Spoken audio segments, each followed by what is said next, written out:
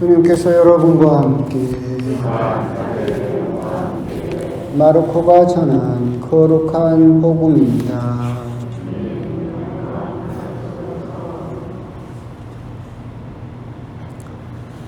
예수님께서 안식일에 밀밭 사이를 질러가시게 되었다. 그런데 그분의 제자들이 길을 내고 가면서 밀 이삭을 뜯기 시작하였다.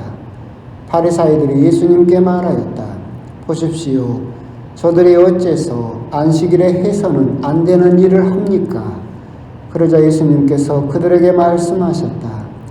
다윗과 그 일행이 먹을 것이 없어 배가 고팠을 때 다윗이 어떻게 하였는지 너희는 읽어본 적이 없느냐? 에브야타르 대사제 때 그가 하느님의 집에 들어가 사제가 아니면 먹어서는 안 되는 제사빵을 먹고 함께 있는 이들에게도 주지 않았느냐?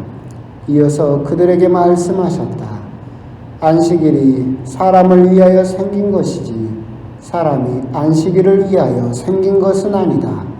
그러므로 사람의 아들은 또한 안식일의 주인이다. 주님의 말씀입니다.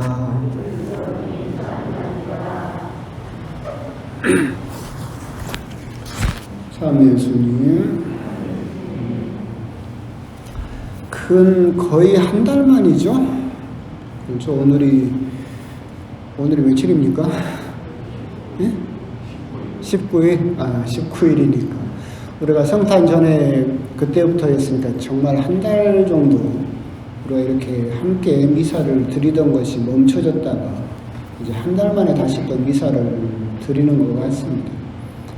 아까 앉아서 잠깐 보니까 마치 예전에 꾸었던 꿈 같기도 하고 늘상 이렇게 했었던 것 같기도 하고 그러면서 또 이렇게 또 작년에는 몇 번이나 이렇게 빈 성당에서 혼자 강론을 녹음하던 그 모습을 생각을 하면 또 텅 빈 성당이 또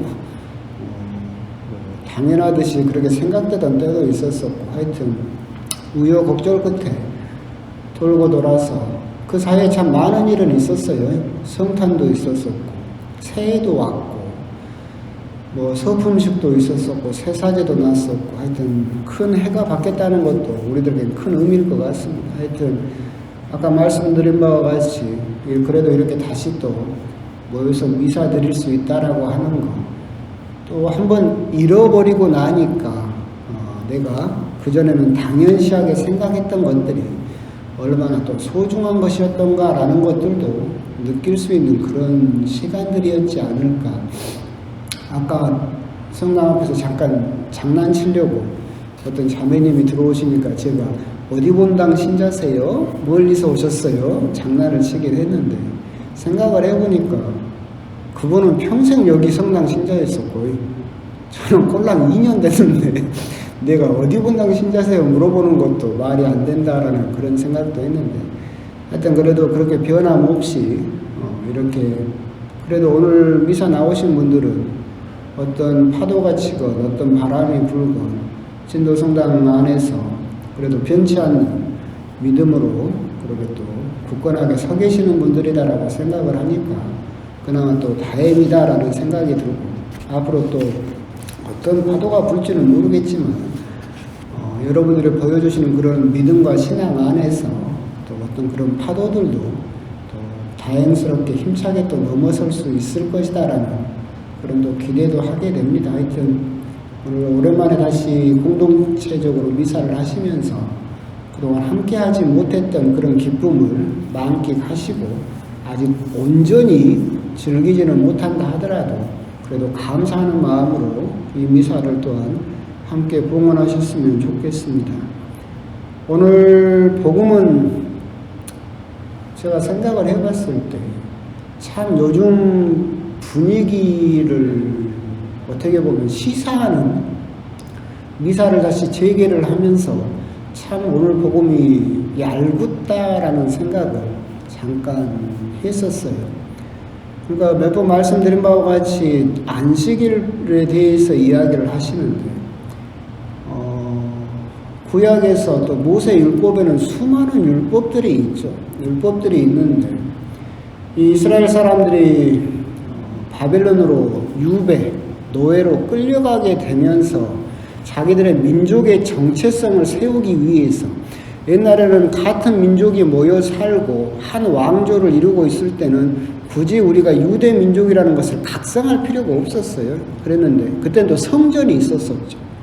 그래서 민족의 정체성을 지어주던 눈에 보이던 성전이 있었었기 때문에 자기들이 유대인이다라고 하는 것을 잊어버리지 않기 위한 노력들, 작업들이 그렇게 필요 없었었는데 다른 나라로 노예로 끌려가게 되니까 다른 사람들과 비교를 해서 내가 이스라엘 민족이다, 유대인이다라고 하는 것을 계속해서 다시 한번 각성시키고 자손들에게도 그것을 잊지 않도록 이렇게 전해줄 필요가 있었을 때 강조했던 게 두 가지였어요. 다른 것들도 굉장히 많이 강조를 했었지만 이제 눈에 보이던 성전이 허물어지고 없어져 버렸기 때문에 강조했던 것 두 가지, 첫 번째가 할례였어요. 할례를 굉장히 강조를 했었었고, 그래서 여러분들이 사도행전을 봤을 때 사도 바오로가 계속 부딪혔던 문제가 할례 문제를 계속해서 부딪혔던 이유도 그거였어요. 유대인을 유대인이게 하는 두 번째가 뭐였느냐면 안식일이었어요. 그러니까 안식일을 지키면 유대인, 이스라엘 민족이고 안식일을 지키지 않는 사람은 이민족이다. 그러니까 유대인을 유대인이게 하는 것, 내 민족의 자긍심, 정체를 드러낼 수 있는 것이 할례였고 그 다음은 안식일이었죠. 그러니까 유배 전에는 안식일이 그렇게까지 강조가 되지 않았었는데 유배를 그렇게 겪고 나니까 안식일이라고 하는 것은 율법 중에서도 가장 첫 번째로 지켜야 되는 아주 중요한 율법이라는 자리를 차지하게 돼요. 그래서 율법 안에서도 안식일에 대한 규정이 39가지나 돼요. 그래서 제가 몇 가지 말씀드린 적이 있었었죠. 안식일은 침을 뱉지 마라. 침을 뱉었을 때 그 침이 땅에 떨어져서 동그랗게 말아지면 너는 일한 것이다. 그런 식으로 굉장히 많은 율법들을 만들어내고 있었었고, 그래서 이것들이 이제 예수님 시대에 왔을 때는 생각을 해보시면 안식일이 맨 처음 하느님께서 안식일법을 정하시는 것은 사람에게 쉬라고, 사람과 동물이든 가리지 않고 노동에서 벗어나서 조금 쉬면서 거룩한 시간 안에서 하느님과의 관계를 회복하라고 안식일을 만들어 줬는데 유배를 거치고 예수님 시대에 오니까 이제는 안식일을 지키지 않으면 죄인, 그리고 그 안식일도 수많은 율법 조항들을 만들어서 그것을 다 지켜야만 온전한 죄를 짓지 않는 이스라엘 사람이라고 인정받을 수 있는, 그렇게 어떻게 보면 변질된 율법으로 바뀌어버렸죠. 이것을 쉽게 말하면 그때 제가 말씀드린 바와 같이 철학적으로 말할 때 소외현상이라고 이야기를 했잖아요.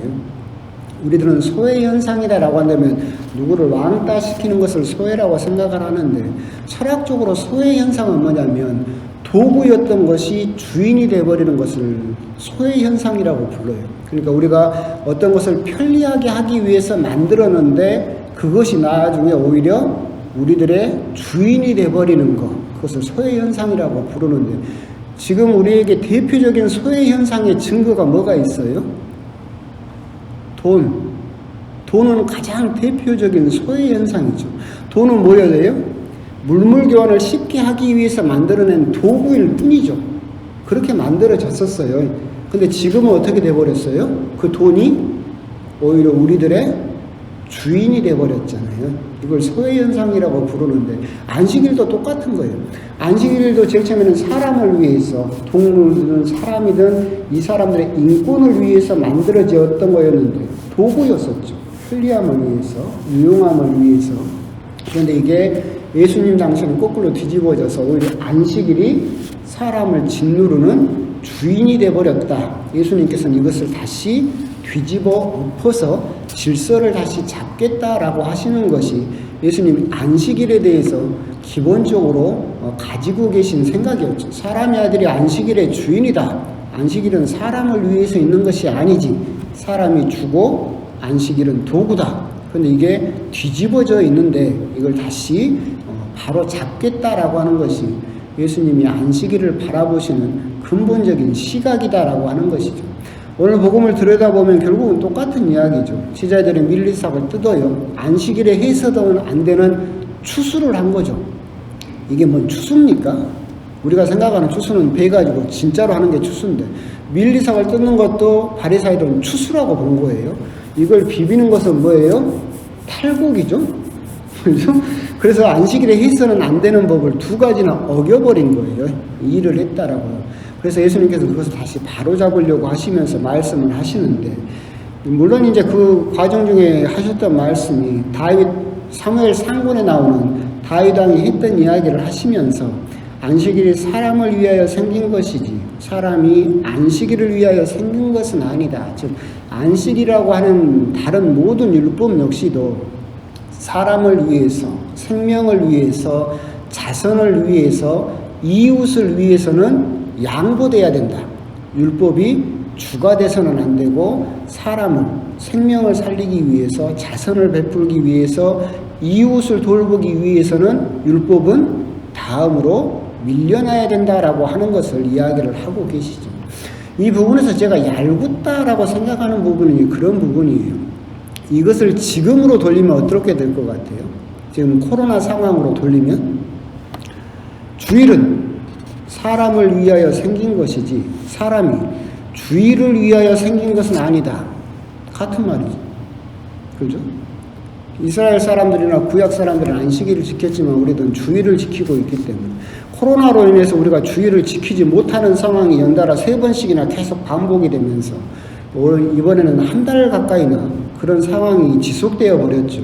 그때 또 우리들은 생각할 수 있는 거예요. 이게 죄냐? 내가 주일을 가고 싶어도 못 갔다. 그런데 이게 주일을 지키지 못하는 게 죄입니까? 라고 물어봤을 때 우리들은 그렇게 생각할 수 있을 것 같아요. 아니, 주일이 사람을 위해서 생긴 것이지 사람이 주일을 위해서 생긴 것은 아니지 않느냐라는 이 예수님 말씀을 고스란히 지금 우리 상황에도 대입할 수 있겠다라는 생각이 듭니다. 여러분 생각은 어떻습니까? 여러분 생각은? 여러분 생각이 중요하지 뭐 내 생각이 중요합니까? 여러분들이 그렇게 생각하면 그런 거지. 그 말씀은 맞죠. 주일이라고 하는 것들도 코로나의 이 상황에서 다른 사람의 생명을 지켜주기 위해서 또한 내 생명을 지키기 위해서 주일에 미사에 참여해야 되는 주일 참례의 의무는 비록 물러설 수 있다라고 하는 것은 이제 예수님 말씀에 맞는 이야기죠. 근데 여기에서 이제 제가 걱정하는 것이 뭐냐면 이것이 자칫 선을 넘어가게 되면 어떻게 되는 거예요? 무슨 말이냐면 안 가는 것과 못 가는 것은 다른 거죠. 이제까지 우리가 주일을 못 간 것은 정말로 코로나 때문에 못 간 거지. 그런데 이것을 너무나 사람 중심적으로만 생각을 해버리면 안 가는 것도 정당화돼 버린다는 거죠. 무슨 말이냐면 주일을 지키는 것이 생명을 위해서, 자선을 위해서, 이웃을 위해서 주일 참내 의무는 양보될 수 있어요. 그 말은 맞는 말이죠. 근데 이것이 자칫 잘못하면 딱 가게 되면 어떻게 되냐면 내 시간을 위해서, 내 이익을 위해서, 내 생활을 위해서, 내 이익을 위해서, 금전적인 이익을 위해서 주일은 양보돼야 된다라고 하는 것까지도 발전되어 버릴 수 있다라는 거죠. 여러분들은 설마 그러겠느냐라고, 물론 여기 계신 분들은 그럴 일은 없겠지. 그죠? 그런데 이제 어떻게 보면 안 가는 것도 당연히 이 구절에 대입시켜서 그럴 수 있다라고 해석되어 버릴 수도 있겠다라는 저의 노파심일 수도 있겠는데, 이것이 이제 뭐 내가 시간이 없어서, 내가 바빠서, 내가 일이 많아서 다음에 어차피 코로나로 인해서 어차피 주일 미사 못 가다가 쭉 쉬었는데 나중에 내가 갈게요 라는 것에 똑같이 적용되어 버릴 수도 있지 않을까라는 그런 생각을 들면서 오늘 복음이 참 얄궂다라는 생각도 들긴 했어요. 그러면서 제가 여러분에게 드리고 싶은 말씀은 그거죠. 이제 시대적인 변화는 있어요. 시대적인 변화는 있겠지만 물론 지금 시대는 너무나 인간 중심적인 시대로 변했어요. 옛날에는 하느님 중심적인 시대였지만 르네상스를 거치면서 점점 인간이 완전히 중심이 돼서 모든 것을 인간 중심으로 해석하는 시대가 되었기 때문에 지금 복음을 너무나 그렇게 해석할 수는 없겠지만 우리가 그런 부분에 대해서 제 말이 어렵나요? 저도 오랜만에 강론하니까 그래요. 오랜만에 강론하니까 그럴 수도 있지 뭐. 그냥 들어요 그냥 어쩌겠어요. 이런 생각을 할 수 있는 거예요. 아까 말한 것처럼 우리가 율법이나 어떤 주일이 되었던 그런 율법에 양보할 수 있는 선이 있어요. 근데 이 선을 개인의 이익을 위해서 넘어가서는 안 된다는 건데 여기서 제가 드리는 말씀이 그런 거잖아요. 그런 것들을 하고 싶은 욕망, 욕심. 욕망은 선일까요, 악일까요? 욕심은 선일까, 악일까? 여러분 생각은 어때요? 욕심, 내가 돈을 더 벌고 싶어요. 내가 저 일을 해내고 싶어요. 내가 저 자격증을 따고 싶어요. 이런 욕심이나 욕망은 선일까 악일까요? 같이 중립적이에요. 무슨 말이냐면 선도 아니고 악도 아니에요. 인간이 욕심이나 욕망이 없으면 지금처럼 인간이 발전할 수 있었을까요? 없었어요. 내가 우물에서 물을 길러요. 근데 우물이 막 더러워지고 새벽에 추워서 길르러 가는 게 너무 힘들어. 욕심이 생겨서 뭐예요? 집안에서 편하게 물을 좀 뜨고 싶다. 그래서 만들어지는 게 뭐예요? 상수도가 생기는 거예요. 그런 식으로 인간은 발전하는 거잖아요. 인간의 욕심이나 욕망은 같이 중립적이죠. 선이라고도 할 수 없고 악이라고도 할 수 없어요. 근데 이것은 마치 어떤 것과 같느냐라고 한다면 피아노 건반하고 똑같다고 내가 이야기를 드렸지. 피아노 건반하고 비슷해요. 무슨 말이냐면 욕심이나 욕망은 피아노 건반하고 비슷해서 악보대로 누르면 뭐가 돼요? 음악이 되지. 근데 악보를 무시하고 내 맘대로 누르면 뭐가 돼요? 소음이 돼요. 욕심과 욕망은 같이 중립적이에요. 선도 아니고 악도 아니에요. 근데 악보에 따라서 누르면 선이 돼요. 근데 악보 없이 내 맘대로 누르면 뭐가 돼요? 악이 되는 거예요. 그럼 그 악보는 뭘까? 율법이에요. 우리가 지켜야 될 약속, 계약이고 우리가 세례를 받고 교회에 성당에 다니게 되면 주의를 지켜야 됩니다. 뭘 해야 됩니다. 귀찮아 죽겠어요. 근데 이것대로 내 욕망을 거기에 맞춰서 누르면 여러분들은 즉 좋은 음악을 연주할 수 있어요. 근데 악보는 그렇게 되어 있는데 싫어요. 나는 내 마음대로 할래 하고 막 내 마음대로 건반을 두드리기 시작하면 그것은 소음이 될 뿐이지 악이 될 뿐이에요. 오늘 복음을 통해서 여기 계신 분들하고는 상관이 없는 이야기이기도 하겠지만 주일이 세상에 성당에 가고 안 가고는 사람을 위해서 있는 것이지 사람이 내가 바쁘고 사람이 내가 귀찮고 사람이 내가 가기 싫다는데 나중에 간다니까. 주일이 사람을 위해서 있는 것이지 내 사람이 주일을 위해서 있는 게 아니에요. 해버리면 그 사람은 지금 뭘 연주하고 있는 거예요? 소음을 연주하고 있는 거죠. 그러니까 오늘 복음을 해석을 할 때 정말 우리가 주의 깊게 해석을 해야 된다. 이 말씀을 내 마음대로 해석을 해서 즉 생명을 위해서 이웃을 위해서 자선을 위해서 다른 사람을 위해서 그런 율법이나 그런 주일에 대한 의무가 뒤로 물러나는 것은 정당하다. 그러나 이것을 내 욕망대로 누르기 시작해서 내 시간을 위해서 내 일을 위해서 내 욕심을 위해서 내 야망을 위해서 그런 의무들, 율법들이 당연히 양보해야 된다라고 생각하는 선까지 나가버리면 그것은 악이 될 수 있다라고 하는 거.